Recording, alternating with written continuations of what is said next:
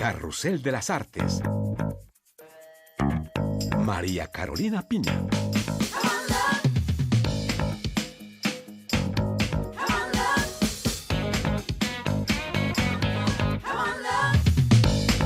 Un gusto saludarles nuevamente desde París en este espacio en donde exploramos la vibrante actualidad cultural francesa.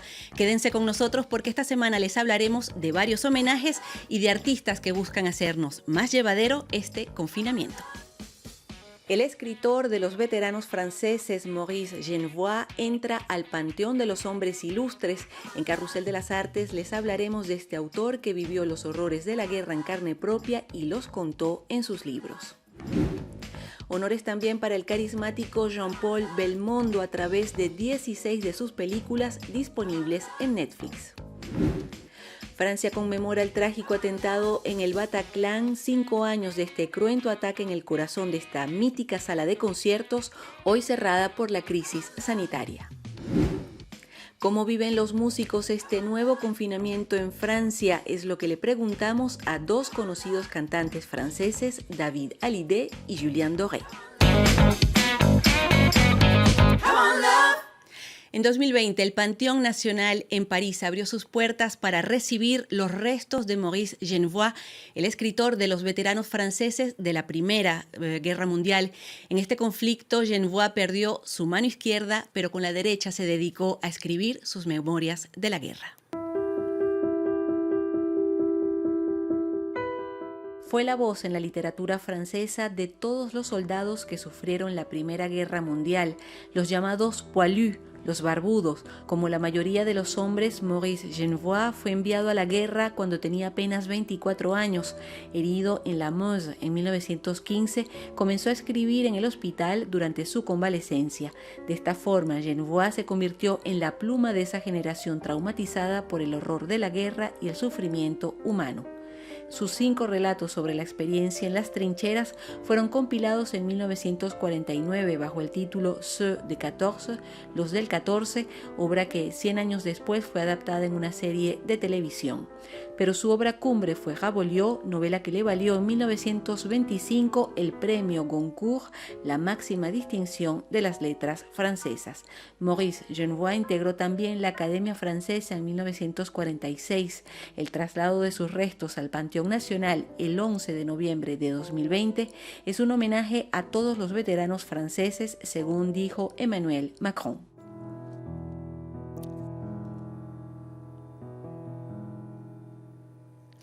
Noviembre es el mes de Jean-Paul Belmondo. La estrella francesa de 87 años entra en la galaxia del cine en streaming. La plataforma Netflix acaba de poner a disposición 16 cintas del actor francés para quienes quieran descubrir o volver a ver a este galán y villano, ídolo de toda una generación. Nos lo cuenta Lucía Valentín. Luego de adquirir las películas de Truffaut y de Godard, el gigante estadounidense del streaming pone en su catálogo a Jean-Paul Belmondo, el Magnífico. Vous prenez ça avec un peu d'eau. Je finis toujours à 4 heures. Si vous m'interrompez tout le temps, moi je perds le fil. Giscard aussi, d'ailleurs. Mais t'es malade, toi? Non, oui. Je t'en prie, ne nous ont pas remarqué, je suis sur une affaire extrêmement délicate. A partir del mes de noviembre, 16 de las películas más conocidas del legendario actor francés pueden verse en esta plataforma. Nein, ich bin ein Ami, am Freund of General von Beckermann. Stand mit mir. Sind Sie Franzose? Franzose? Französ, ja. El Magnífico, el Incorregible, el Profesional son todos los apodos que Bebel se ha ganado durante su larga carrera en el cine con sus roles populares, comedias y cintas de autor. Bonjour. Charmant, chico. El antiguo boxeador utilizó su físico particular y su carisma para convertirse en uno de los actores preferidos y prolíficos de la historia del cine francés. En las cintas del galán Belmondo no faltaron nunca las peleas, la acción, las bombas y persecuciones. Qu'attendez-vous de nous? $350,000. Ça va marcher parce que je suis un Chine. Policía, delincuente, héroe, payaso, seductor, las 1000 vidas de Belmondo en 16 películas emblemáticas.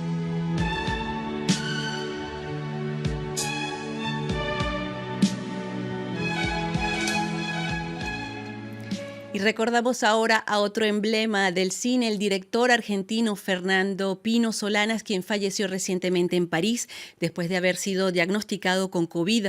Solanas fue un símbolo del cine político y de la resistencia contra la dictadura, con películas como La Hora de los Hornos, Sur o más recientemente Memorias del Saqueo.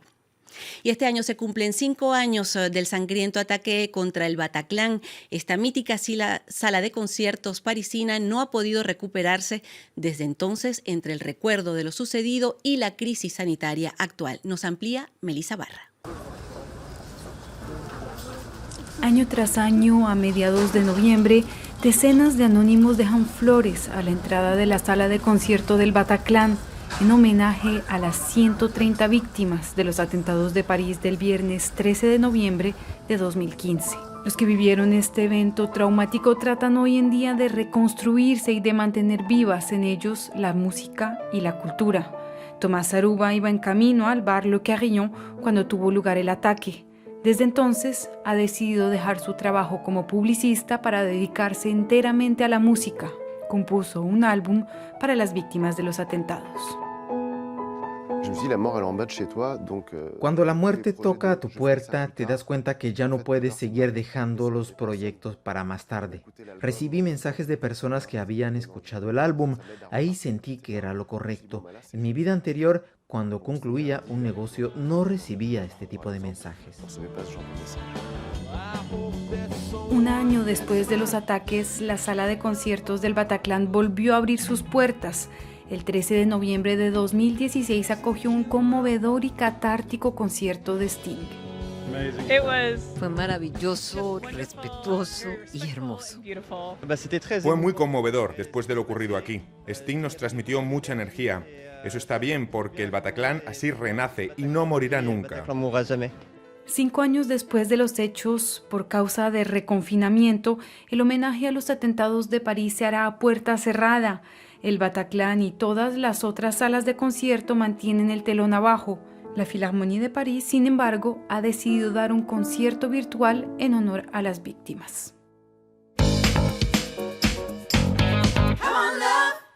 Y como les decíamos, el mundo cultural se ha visto profundamente afectado por este segundo confinamiento decidido aquí en Francia, medida que ha obligado al cierre nuevamente de cines, museos, librerías y la parálisis total del sector de la música. Las salas de concierto están clausuradas hasta nuevo aviso y las giras han tenido que ser postergadas o simplemente anuladas. Vamos a hablar de esta situación con Natalia Olivares, quien ya se encuentra aquí con nosotros en el estudio. Natalia, ¿cómo hacen los músicos para sobrevivir a estos tiempos de COVID? María Carolina, y la palabra hasta nuevo aviso que decías es lo que más pesa en este momento de silencio generalizado.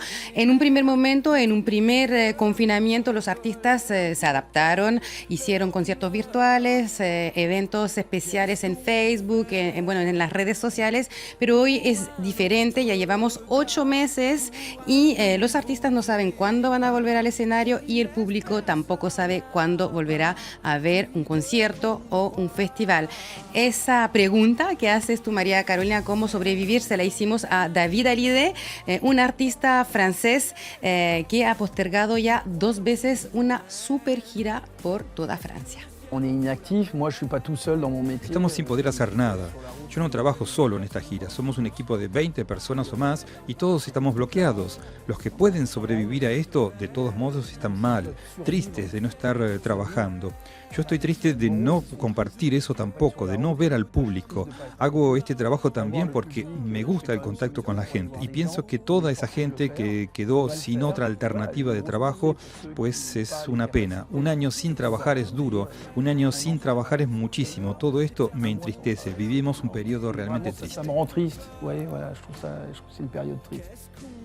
Un periodo triste, la gira se postergó por un año hasta nuevo aviso, pero se mantuvo la fecha de la salida del álbum, que si todo va bien saldrá de aquí a unas semanas. Natalia, en este periodo pudiste también ver a otro artista tan conocido y tan popular como David Hallyday, que también tuvo que postergar su gira. Julien Doré, un artista que alcanzó a sacar su álbum M, y desde un teatro mítico, pero vacío y silencioso, nos habló de este silencio cada vez más preocupante para él. En el contexto actual, efectivamente, el mundo del espectáculo está al borde de la agonía. La cultura, que es el pilar que sostiene a nuestra sociedad, se está desintegrando por falta de respuesta, porque no hay el apoyo suficiente, y esto desde hace muchos años, mucho antes de que llegara la COVID. Des années bien avant la COVID. Nous, on ira voir la mer, voir si les gens sont fiers. Imaginez Montello, bien qu'on n'ait rien su faire. Nosotros es un tema de su último disco y alcanzó in extremis a sacar ese rodaje, ese videoclip que es el último de su álbum. Y este álbum se llama Aimé, que es el nombre de este disco, pero también el nombre de la abuela y de la madre de Julián Doré. Dos mujeres importantísimas que vienen de un mundo, las dos, de un mundo modesto y militante, y ambas le transmitieron esos valores humanistas a Julián Doré. Deux femmes qui se sont engagées pendant leur vie. Son dos mujeres que militaron a lo largo de sus vidas. Mi madre, quien acogió a las mujeres víctimas de violencia en una asociación en la ciudad de Alès, en el sur de Francia, donde yo nací. En esa misma ciudad, mi abuela, que era esposa de minero, trabajó junto con sus compañeros del sindicato CGT durante muchos años para obtener derechos para estas mujeres viudas de mineros como ella. Pour obtenir des droits pour ces femmes veuves de mineurs comme elle. Y es también un disco a modo de crítica social. C'est un disque qui est plein de tendresse et qui sans doute parle bien plus de l'humain. Es un disco lleno de ternura que sin duda habla mucho más del ser humano, precisamente de la manera como la sociedad tiene tendencia a oponer lo social a la cuestión ecológica, siendo que estos dos ámbitos están ligados, están profunda e íntimamente ligados. Profondément, intimement liés.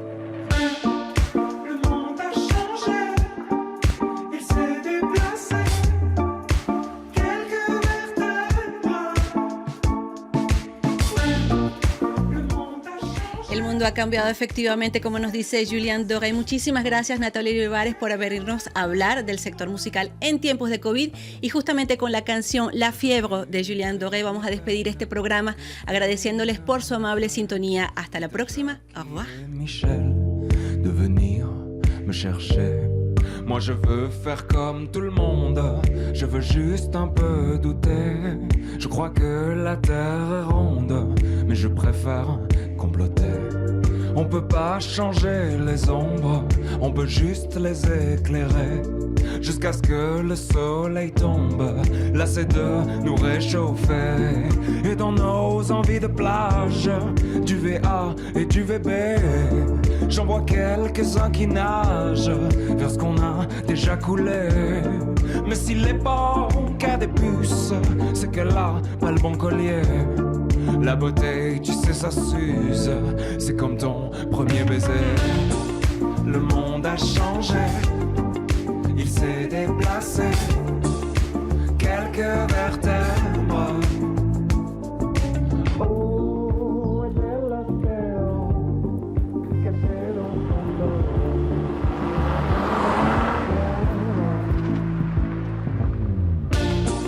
Le monde a changé, il s'est déplacé, quelques vertèbres.